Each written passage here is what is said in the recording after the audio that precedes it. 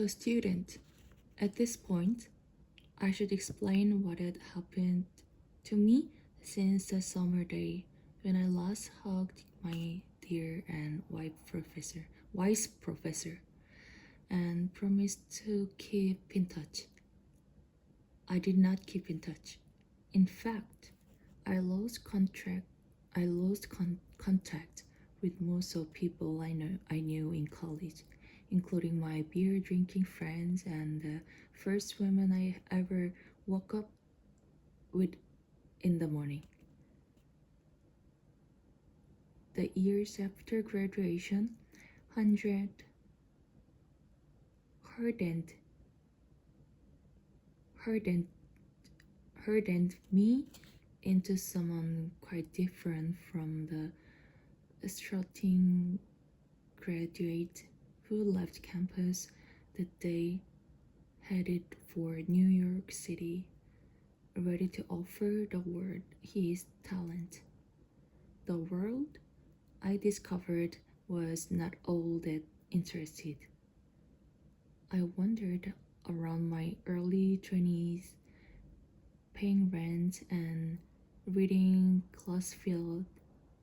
classified and wondering why the lights were not turning green for me. My dream was to be a famous musician. I played the piano. But after several years of dark, empty nightclub, broken promises, bands that kept breaking up, and producer who seems excited about everyone but me, the dream soured. I was failing for the first time in my life. At the same time, I had my first serious encounter with death. My favorite uncle, my mother's brother, the man who had taught me music, taught me to drive, teases me about girls, thrown me a football, that the one adult whom I targeted as a child and said, "That's who I want to be when I grow up." That of pancreatic cancer at the age of 44. He was a short, handsome man with a thick mustache, and I was with him for the last year of his life, living in an apartment just below his. I watched his strong body wither, then bloat, saw him suffer night after night, doubled over at the dinner table, pressing on his mustache, his eyes shut, his mouth contracted in pain. "Oh God," he moaned. "Oh Jesus." The rest of us, my aunt, his two younger sons, me, stood there silently cleaning the plates, averting our eyes. It was the most helpless I have ever felt in my life. One night in May, my uncle and I sat on the balcony of his apartment. It was breezy and warm. He looked out toward the horizon and said through gritted teeth that he wouldn't be around to see his kids into the next school year. He asked if I would look after them. I told him not to talk that way. He stared at me sadly. He died a few weeks later. After the funeral, my life changed.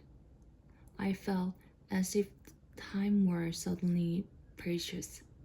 Water going down on open drain and I could not move quickly enough. No more playing music at half-empty nightclub. No more writing songs. No more writing songs in my apartment. Songs that no one would hear.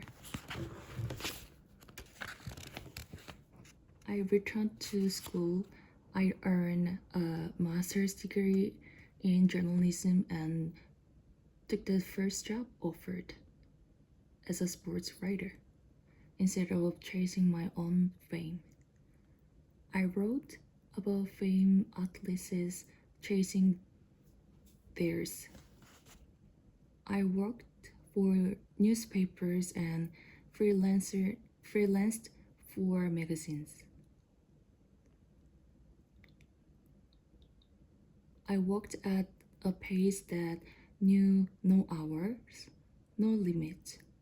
I would wake up in the morning, brush my teeth, and sit down at the typewriter in the same clothes I had slept in. My uncle had worked for a corporation and hated. Same thing every day. And I was determined never to end up like him.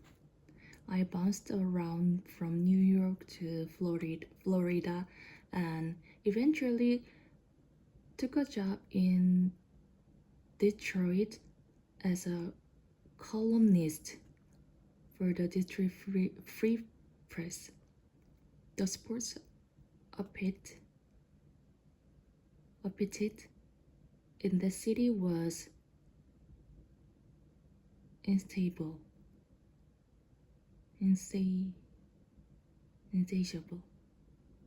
They had professional teams in football, basketball, baseball, and hockey, and it matched my ambition.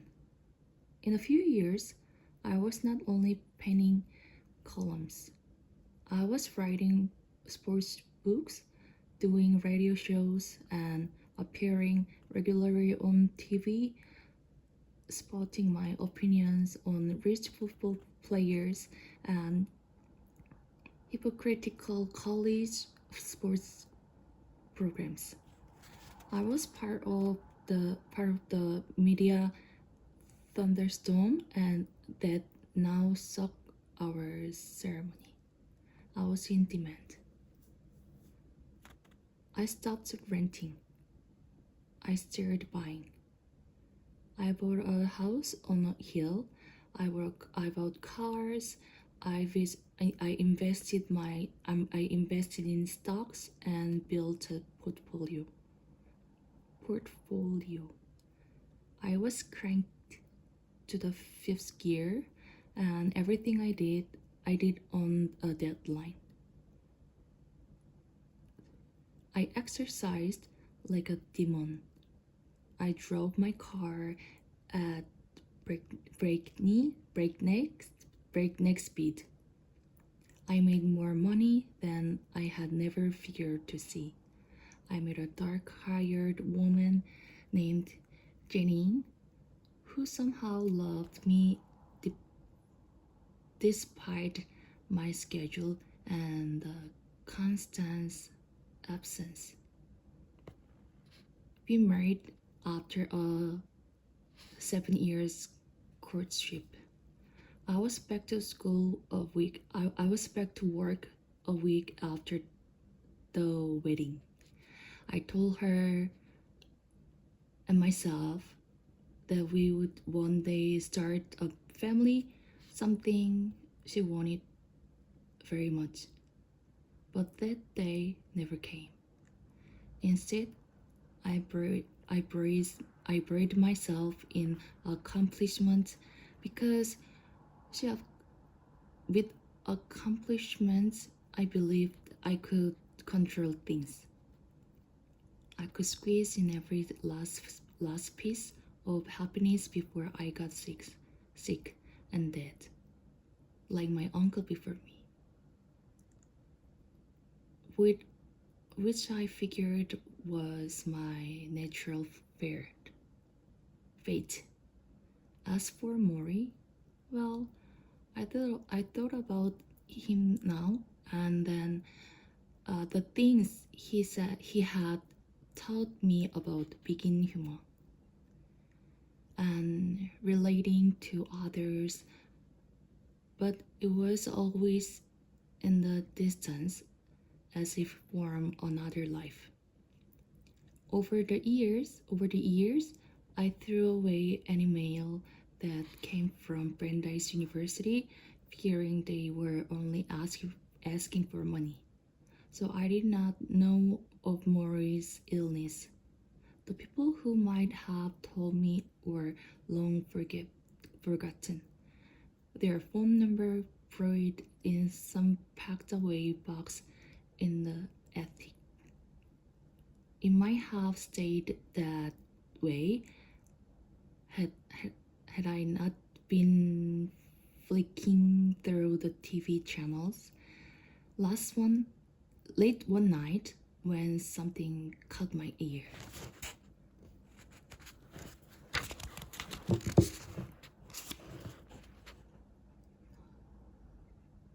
The audio visual.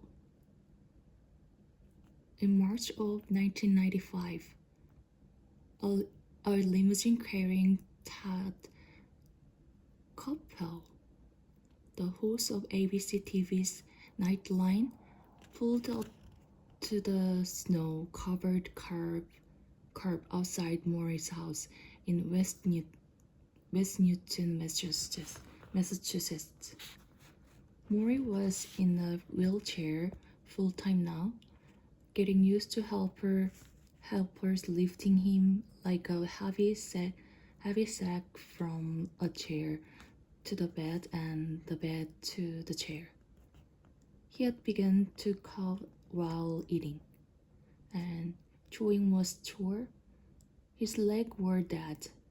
He would never walk again.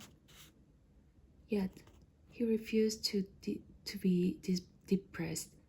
Instead, Morrie had become a lightning rod of ideas. He jot down his thought on yellow pad,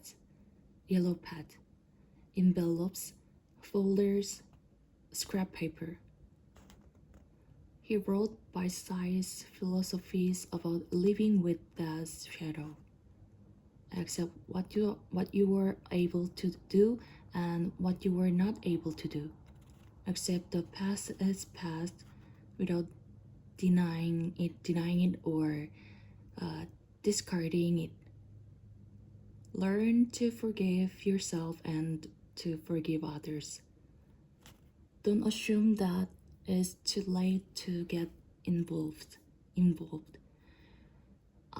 After a while, he had more than 50 of these aphorisms, which he shared with his friends. One friend, a fellow Brandeis professor named morrie, was taken with the word that he sent them to Boston Globe reporter, who came out and wrote a long feature story on Morrie. The headline read, "Of Professor's Final Cross, His Own Death." The article caught the eye of a producer from the Nightline show who brought me to Koppel in Washington, D.C. "Take a look at this," the producer said. Next thing you knew, there were cameramen in Morrie's living room and Koppel's limousine was in front of his house. Several of Morrie's friends and family members had gathered to meet Koppel, and when the famous man entered the house, they buzzed with excitement, all except Morrie, who wheeled himself forward, raised his eyebrows, and interrupted the Calmar with his high sing-song voice. "Tad, I need to check your check you out before I agreed to do this interview. There was an awkward moment of silence. Then the two men were ushered into the study. The door was shut. Man, one friend whispered outside the door. I hope Ted goes easy on Morrie. I hope Morrie goes easy on Ted, he said to the other. Inside the office, Morrie motioned for Coppel to sit down. He crossed his hand and in his lap and smiled. Tell me something close to you hurt. Tell me something close to your hurt. Morrie began. My hurt? Coppel studied the old man. All right, he said casually, and he spoke about his children. They were close to his hurt, weren't they? Good, Morrie said. Now tell me something about your face. Coppel was uncomfortable. I usually don't talk about such thing with people I've only known a few minutes. Ted, I'm dying, Morrie said, peering over his glasses. I don't have a lot of time here. Coppel laughed. All right, face. He quoted a passage from Marcus Aurelius.